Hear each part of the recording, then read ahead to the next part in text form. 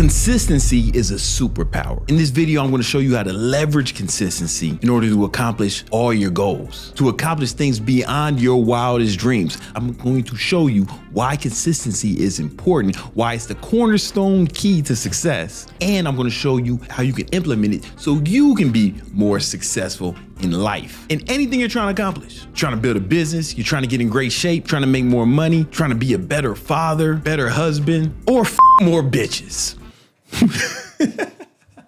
Consistency is the key. If you don't have enough discipline to consistently watch this video, then all hope is lost for you. Hopefully you live in America or some country that has a strong social safety net so the consistent folks like us can subsidize your life with our tax dollars. So why is consistency so important? And why do people have so many issues with it? Well, let's look at this graph. Anything you want to accomplish is going to take time. But a big problem with this is we believe that if we put in some time, we should have an equal amount of accomplishment. So we think that success is linear. Amount of time and effort you put in, you should get an equal amount of reward. We expect it to look like this. The problem is accomplishment of anything noteworthy typically does not follow a linear scale. It follows what's called an exponential scale, meaning a lot of times initially you won't see a lot of big progress, but then something happens where it starts to compound and it starts to hockey stick. And if you are able to stay consistent, you'll actually accomplish more than you even thought possible if you stay consistent over a long enough period of time.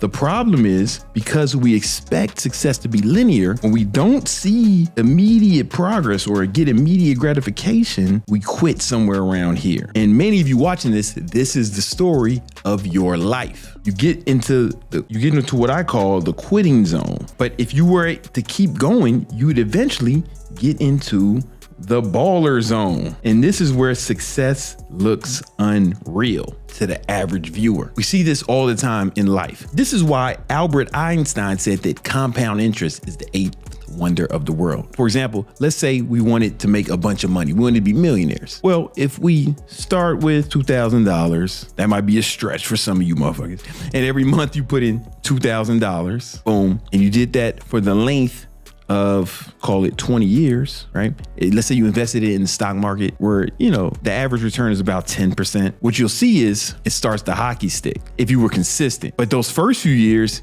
you're just like, man, fucking year 5, I ain't never gonna be a millionaire. I've been doing this for 5 years. I only got $150,000, which would be a lot for some of y'all. But you'd be like, fuck, However, once it starts to compound, it starts to hockey stick, it's exponential. And let's stretch this out for even longer. So you did this for 40 years, it really starts to compound. In 40 years, you would have fucking $10 million.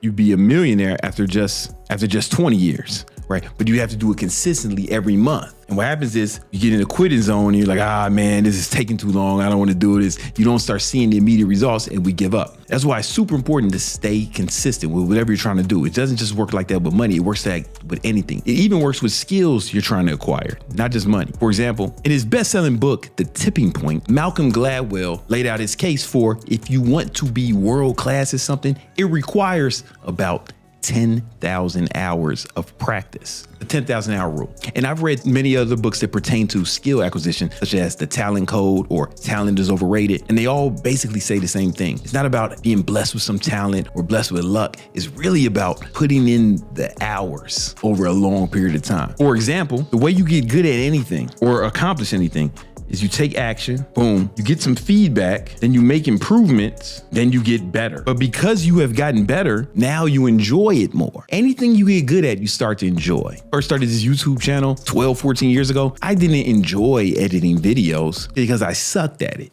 But once I got better at editing videos, I actually started to like it. And once I started to like it, I wanted to do it more. So now I started taking more action. Boom. I got more feedback and a lot of positive reinforcement as well, because now I'm better. And that feedback allowed me to improve even more, see what I could have did better. And then next thing you know, I'm way better. So now I want to take way more action.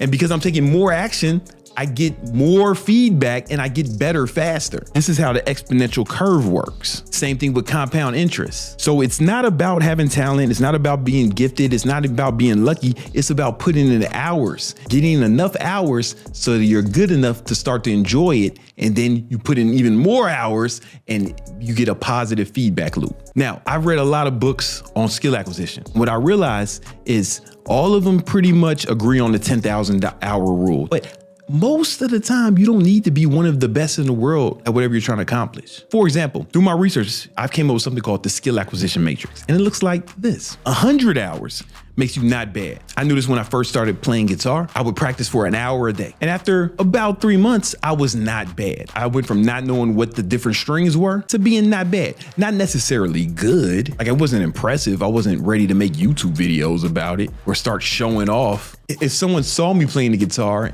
in a guitar shop, they wouldn't laugh at me. Just not bad. Not necessarily good, but not bad. And anybody who plays the instrument can attest to this. Hour a day for 90 days, you'll be not bad. Significant progress. 1,000 hours though, that's when you get good. That's when people are like, oh, that guy's good. Chicks ain't throwing their panties at you. You're not good enough to make vaginas wet, but you're good. You're reasonably impressive. Then you get to 2,000 hours. That's when you're really good. That's when you're impressive. Now you can start doing YouTube covers and shit. That's when people see you engage with the skill and they're like, ooh, that guy's good. He's not fucking around. Nobody's born with this. Even people who can sing, singers, I've never met somebody who can just sing. Most of them started singing in the church or they sang with their family. They've gotten the hours over the years, even if it was on accident.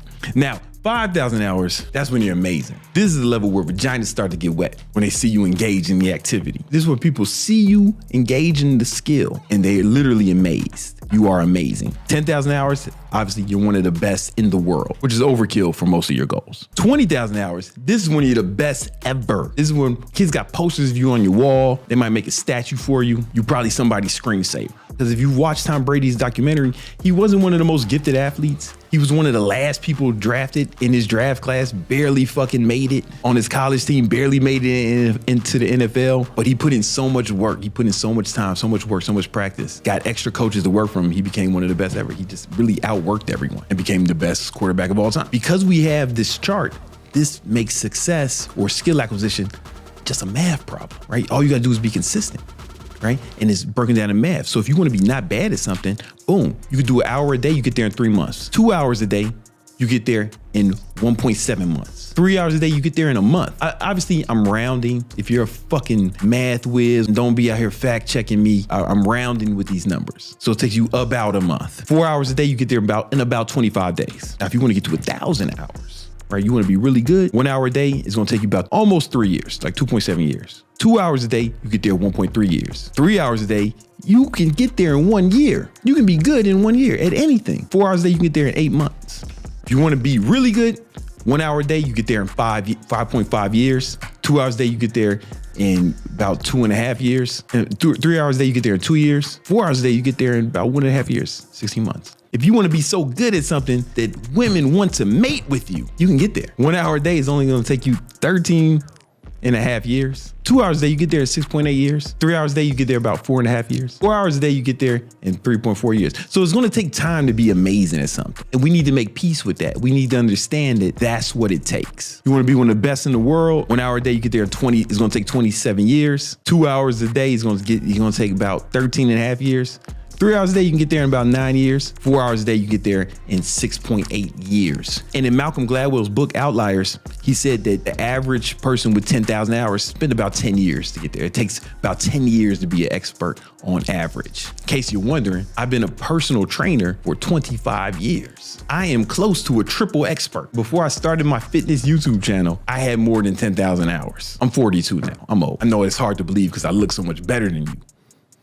But the truth is, I'm old enough to be your dad. If I am, in fact, your dad, hope we meet someday. Get out there and make me proud.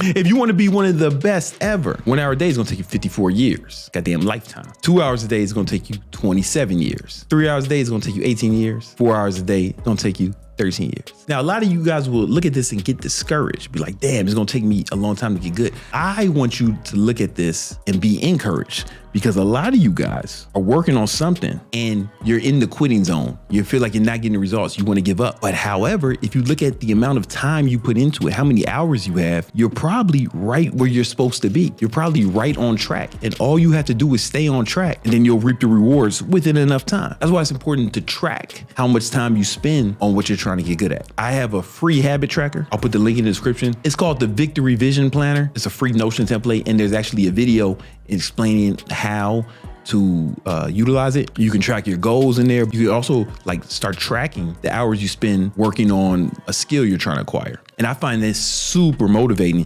because anytime I start getting discouraged with something I'm working on, all I got to do is look at how many hours I spent on it and I'm like, oh, I'm not supposed to be good yet. It's fine. I'm exactly where I'm supposed to be. And this will allow you to stay more consistent, because a lot of times we get discouraged when we're in the quitting zone. We see other people doing the things we want to accomplish. We see them reaping the rewards, and we look at it and be like, fuck, man, I've been working on this for a month or a week and I suck, right? And then we just give up and let me try something else. And you guys give up in the quitting zone. But if you know how many hours you spent on it and you look at the skill acquisition matrix and you can see, oh, I'm not supposed to be good at it yet. I'm where I'm supposed to be. Then you can be encouraged and know, all right, man, this is where I'm supposed to be. All I gotta do is just keep going. Then the next thing you need to do once you track it is actually put the time in your calendar to work on your goal. This way you can map it out. You wanna be not bad at something in 90 days. Cool. Put in your calendar when you're gonna practice it each day. And now you're just following the plan. So even if you suck now, even if you awful, embarrassing, it's fine. Because 100 days from now,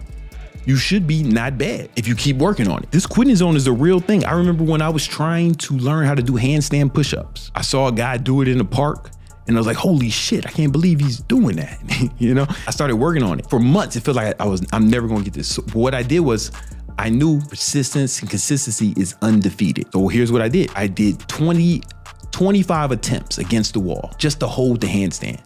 And the wall would catch me if I fell over. 20 attempts every day. This wasn't even an hour, 20 attempts every day. That's why it took me, like 6 months. At 6 month mark, I was able to hold the handstand reliably. Then 20 attempts at the push-up every day. This is how I would start my day. It took me like 3 months just to go down without falling. Then it took another 3 months to go down and go back up without falling. 3 months every day. It took a total to complete one handstand push-up. It took me 6 months. I wanted to quit. There was a point. I'm telling you, like around this point, it really feels like, man, I'll never get this. But I knew if I just blasted past that, I would get it. And then I got it. Now I can do a handstand push-up on command, anytime, any moment. It's just consistency, just working on something every day in the background. And the beauty of this, if you want to be not bad at something, if you just practice it for 18 minutes a day for a year, you can get not bad at anything, right? You don't even have to put in a whole hour. If you wanted to learn a language or just have conversational Spanish, or be able to make your way around a Spanish neighborhood or rizz up some big booty Latina, which is the only good reason to learn Spanish. 18 minutes a day of practice. You'll be not bad in a year because you'll get 100 hours of practice. You can have a bunch of small things you're working on, and it's okay as long as you stay consistent, because consistency is the key. For example, look at this graph. This is a airplane. I'm going from LA to New York, right? If it's off by 1%, it ends up in fucking Albany, New York. If it's off by 1% in another direction, it's gonna end up in goddamn Delaware. So it's not even just about being consistent, it's about your level of consistency. Like, how consistent are you? Like, this plane is going forward the whole time, but it's off a little bit. Because a lot of times people will say dumb shit.